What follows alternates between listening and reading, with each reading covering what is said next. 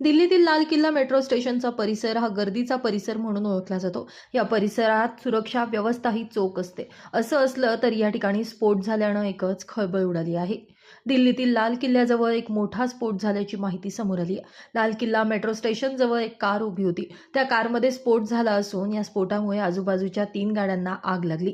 या स्फोटात काही जणांचा मृत्यू झालाय. तर हा स्फोट नेमकं कशामुळे झाला, त्यामागचं कारण काय याचा तपास सुरू आहे. सोमवारी सायंकाळी 6:45 वाजेच्या सुमारास ही घटना घडली. यावेळी लगेचच फायर ब्रिगेड या ठिकाणी पोहोचलं आणि त्यांनी मदत कार्य सुरू केलं.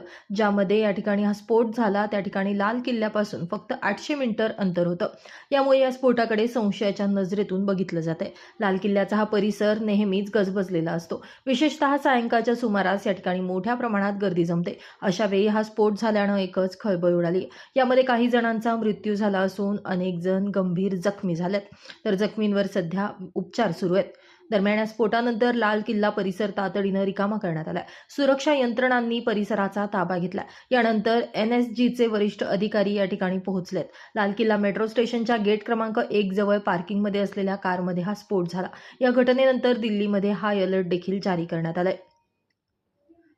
ब्युरो रिपोर्ट, लुंबिनी न्यूज, नवी दिल्ली.